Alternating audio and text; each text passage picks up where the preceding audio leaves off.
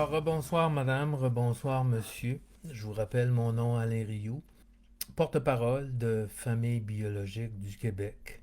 En vertu de l'article, je crois, c'est l'article 167, mais du règlement sur l'Assemblée nationale, les députés qui siègent sur une commission parlementaire en vertu du droit des parlementaires ont le droit de choisir qui ils vont recevoir dans cette commission parlementaire aux consultations particulières lorsqu'il y a des consultations particulières.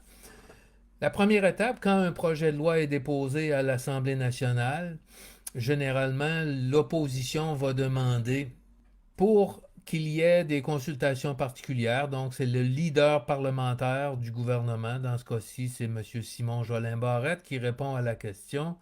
Le ministre va adresser une demande à la commission parlementaire qui est composée d'une 10-12 personnes qui sont des députés de chacun des partis en fonction du nombre de députés qu'ils ont à l'Assemblée nationale et selon le règlement parlementaire aussi.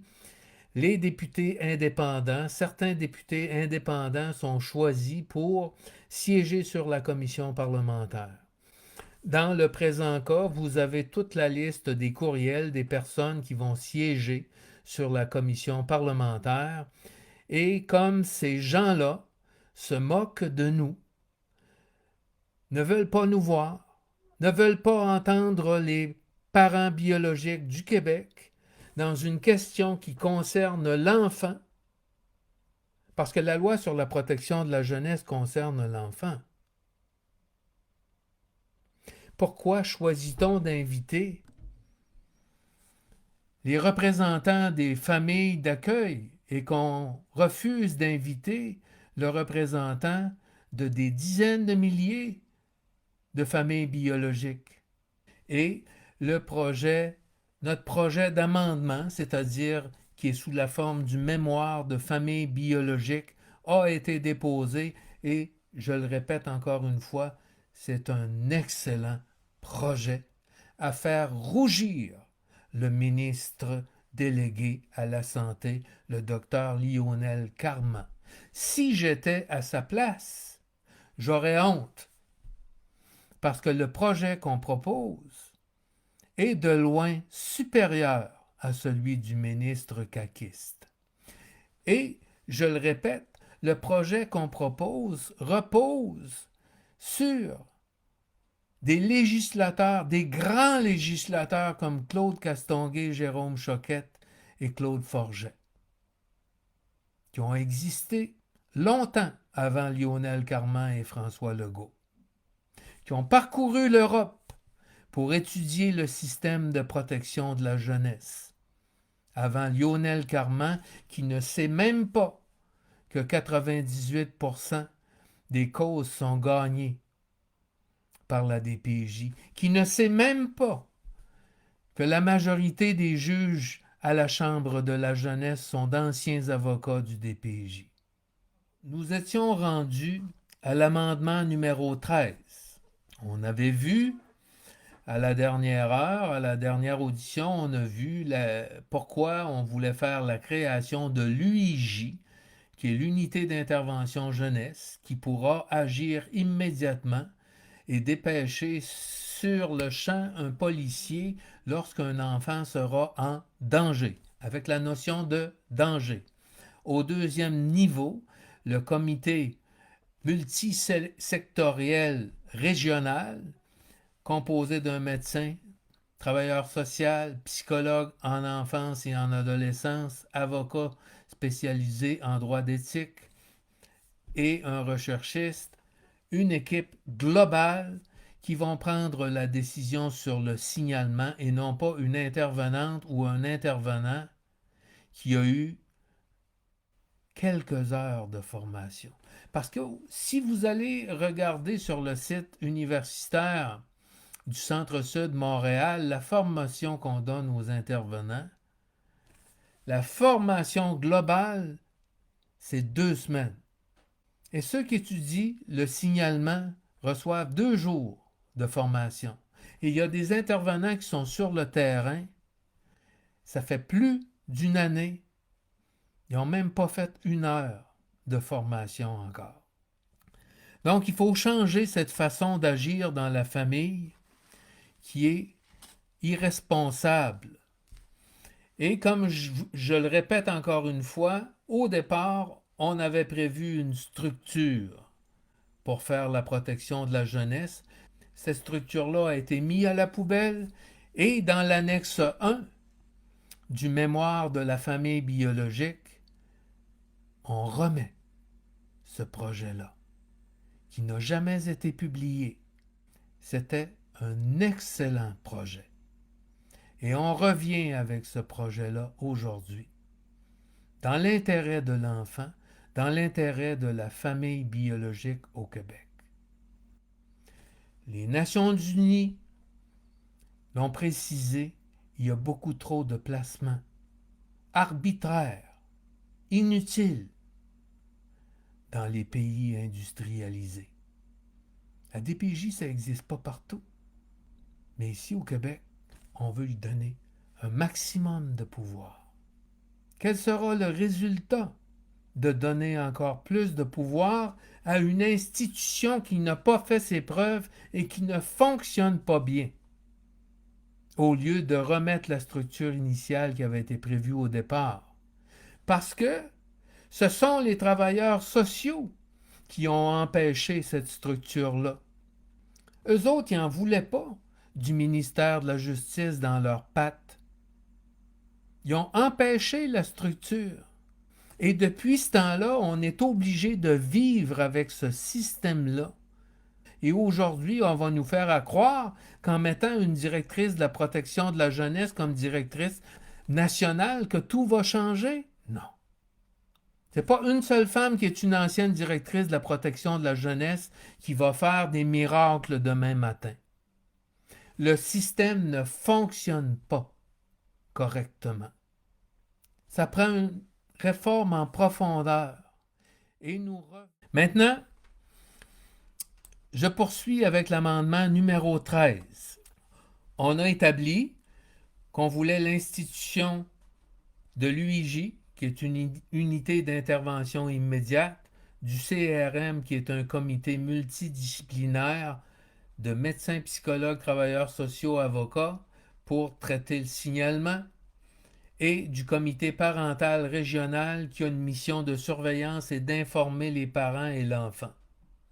Ensuite, à l'article 31, amendement numéro 13, on parle de la nomination du directeur et on fait un petit changement maintenant parce qu'il va y avoir un directeur national qui va siéger.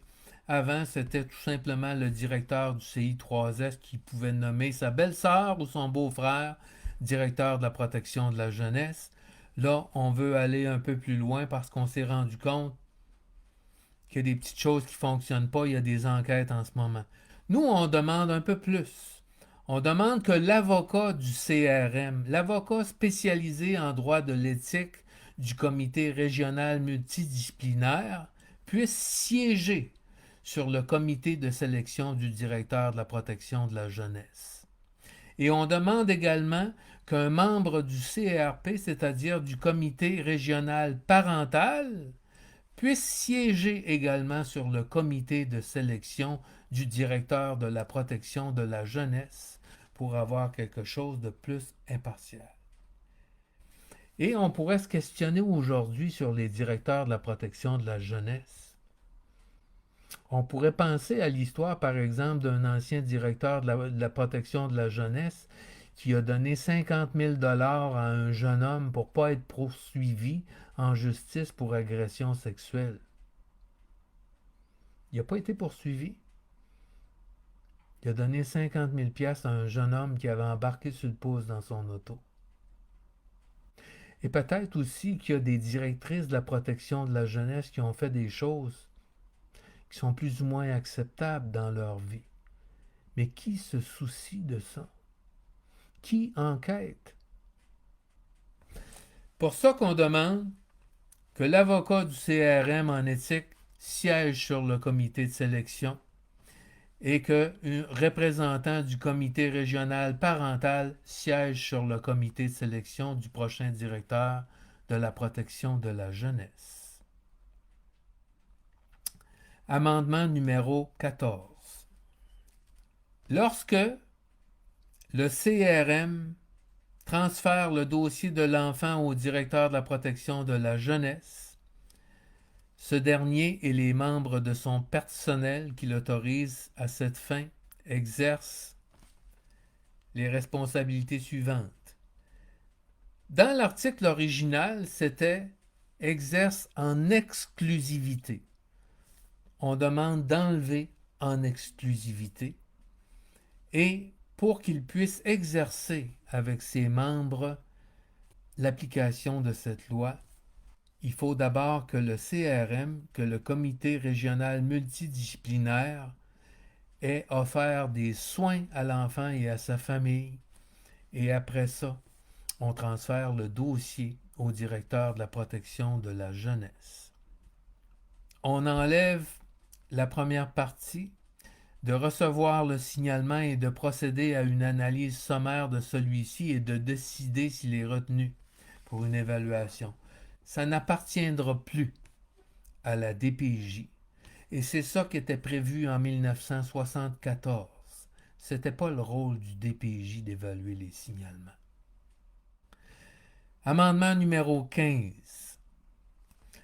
Présentement, dans l'article 35.1, ça dit que le directeur ou toute personne qui agit en vertu des articles, on rajoute le directeur ou le CRM ou le comité régional multidisciplinaire.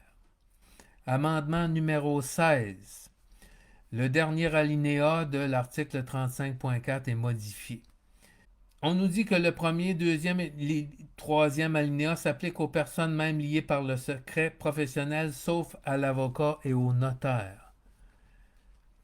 Donc, on enlève « sauf à l'avocat et au notaire ».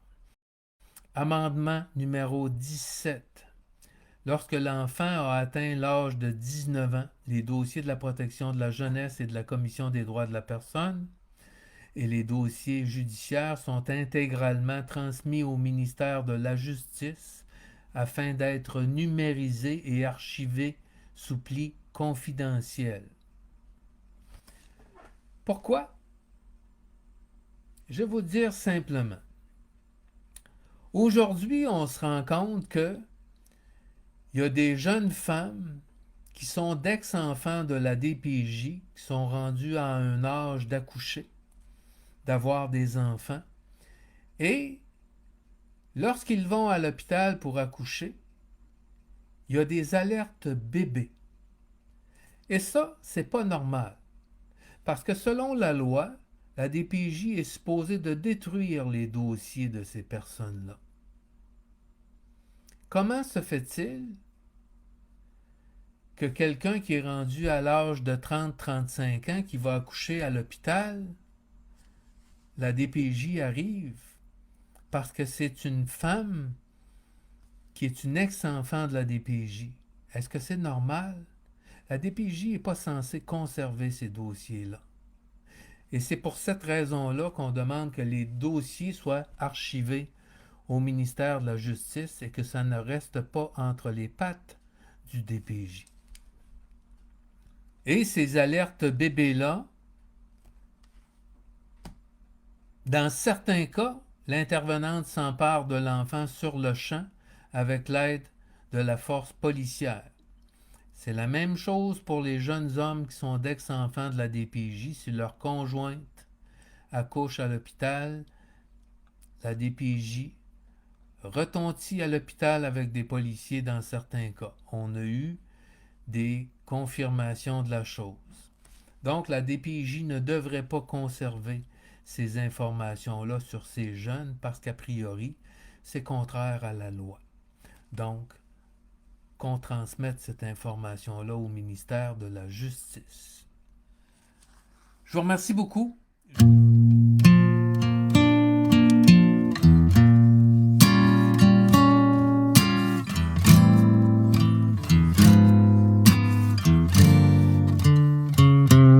Que l'amour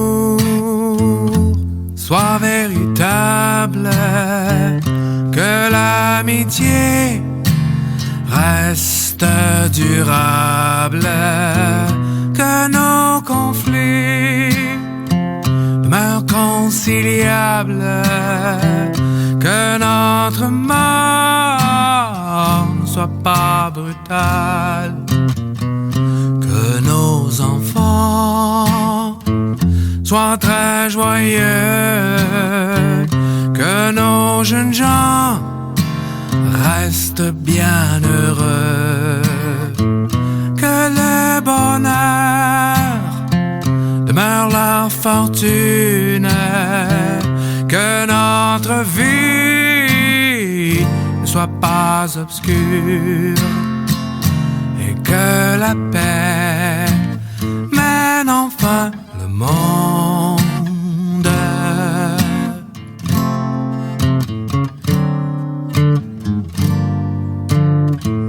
Que le respect soit manifeste, que l'espérance reste infinie, que nos souffrances demeurent supportables, que la vieillesse ne soit pas triste et que la paix mène enfin le monde.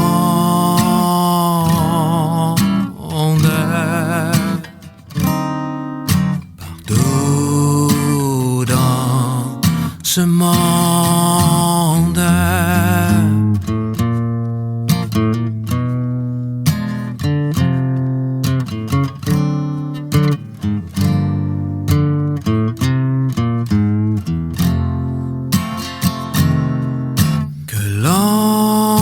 me comprenne bien.